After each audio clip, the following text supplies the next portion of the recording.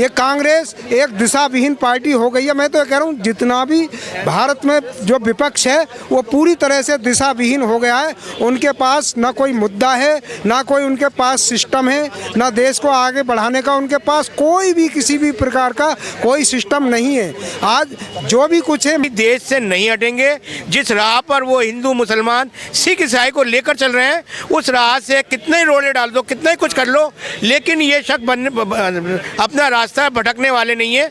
नरेंद्र मोदी जी की दिशा में देखिए, आज अभी परसों ही G20 की अध्यक्षता करने के लिए जब मोदी जी प्लेटफॉर्म पर चढ़े तो सारा विश्व देख रहा था उनको, सारा विश्व देख रहा था और सब के भगाया और वो अपनी जान बचाने के लिए कटीले तारों से नीचे कूदे। ऐसा क्यों कह रहे हैं? वो इसलिए कह रहे हैं क्योंकि उनको फंडिंग होती है, वहाँ से फंडिंग होती है, देश को बदनाम करना है किसी तरह से।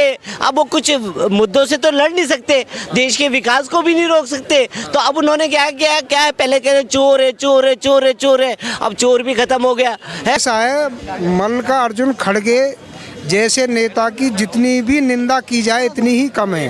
उन्हें शर्म आनी चाहिए कि वे किसी कांग्रेस पार्टी के अध्यक्ष हैं, उन्हें ऐसा नहीं जो है क्या बोलना चाहिए था।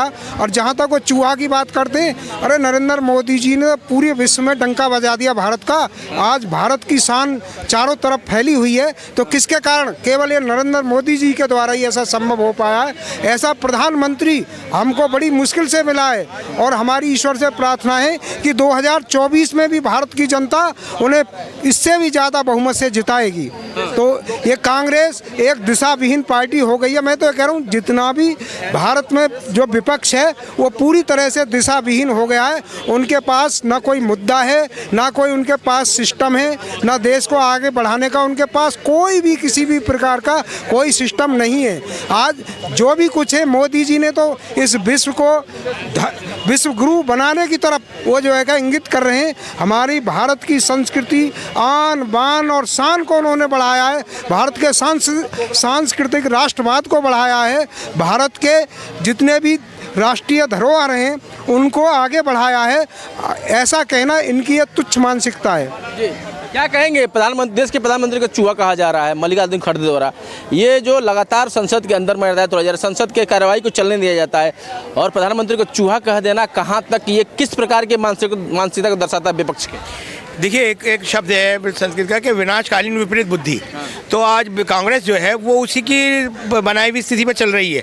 आज देखिए, कांग्रेस में कोई नेता ऐसा नहीं है या कोई बात ऐसी नहीं होती जिससे मोदी जी को अपशब्द बोलने से, उनको गाली तक दे देने से और उनके बारे में उनके गलत बोलने से कोई नहीं चूक रहा। देखिए, विपक्ष ने इतना सब कुछ कहने के बाद भी आज हमारे नरेंद्र मोदी जी शांत हैं, उनको कुछ नहीं, उन्हें केवल सिर्फ एक चीज़ दिखाई दे रही है और वो है देश की उन्नति। उन्हें चूहा कहो, कुछ भी कहो, लेकिन नरेंद्र मोदी जी देश से नहीं हटेंगे। जिस राह पर वो हिंदू मुसलमान सिख ईसाई को लेकर चल रहे हैं उस राह से कितने ही रोड़े डाल दो, कितना ही कुछ कर लो, लेकिन ये शक अपना रास्ता भटकने वाले नहीं है। नरेंद्र मोदी जी की दिशा में देखिए, आज अभी परसों ही G20 की अध्यक्षता करने के लिए जब मोदी जी प्लेटफॉर्म पर चढ़े तो सारा विश्व देख रहा था उनको, सारा विश्व देख रहा था और सब अपनी कुर्सियों पर से उठकर उनका सम्मान कर रहे थे, उनको ताली बजा रहे थे। लेकिन मुझे दुख इस बात का होता है कि जहां दुनिया में हमारे देश की प्रशंसा हो रही है, हमारे देश की उन्नति हो रही है, हमारे देश के गुणगान हो रहे हैं, वही हमारे देश के चंद मुट्ठी भर लोग हमारे देश के नेता को, हमारे देश के विश्व गुरु को बनाने वाले को गाली दे रहे हैं, चूहा जैसा शब्द बोल रहे हैं। अरे मैं कहता हूँ चूहा बोला अच्छी बात है, चूहा तो हमारे गणेश जी की सवारी है।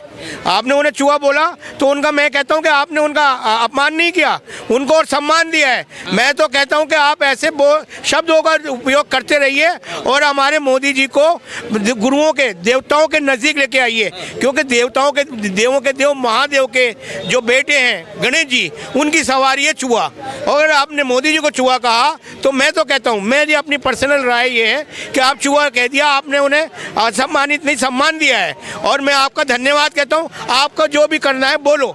विपक्ष में हमारे सैनिकों ने, हिंदुस्तान के सैनिकों ने चाइनीज सैनिकों को मार मार के भगाया।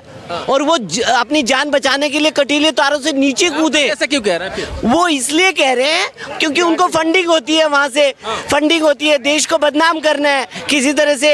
अब वो कुछ मुद्दों से तो लड़ नहीं सकते, देश के विकास को भी नहीं रोक सकते। तो अब उन्होंने क्या किया, क्या है, पहले कह रहे चोर है चोर है चोर है चोर है, अब चोर भी खत्म हो गया है। ये फिर उसका मसला ले आए थे कि जी वो देखो बोफोर्स कांड हो गया जी, उसके बाद में वो मसला ले आए, क्या बोलते हैं उसका, एक मसला और था, इन्होंने उसके मसले पर भी घेरना चाहे जी। सुकोई में 30 में घोटाला कर दिया, ये कर दिया, राफेल घोटाला कर दिया। तो दुनिया भर के वो चाहते हैं कुछ करे ना और हमारे हाथ में वैसे ही बागडोर आ जाए। क्या कहना चाहते थे आप? देखिए, मैं कहना चाहता हूँ कि देखिए आज राहुल गांधी जैसे है, अभी देखिए चाइना ने यूएनओ में रो कर अर्जी पे लगाई कि जी मेरे देश के अंदर, चाइना के अंदर भारतीय सैनिक घुसा है और उन्होंने कब्जा कर लिया।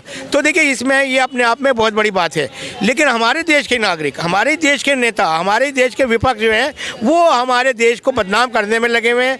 हमारे एक ऐसे शब्द इस्तेमाल कर रहे हैं कि कहते हैं कि हमारे फौजियों को पीटा। इन्हें ये कहते हुए शर्म नहीं आई कि हमारे देश की जो सेना है वो अपना तन मन धन से देश की सेवा कर रही है, देश के बॉर्डरों की सेवा कर रही है। लेकिन ये नपुंसक लोग जो हैं हमारे देश की अर्थव्यवस्था पर, देश के सैनिकों पर और देश की हर चीज़ के ऊपर ये उंगली उठाना अपना कर्म समझते हैं, अपना फर्ज समझते हैं। इन्हें ये नहीं लगता कि इससे जो है इनको ही अनादर।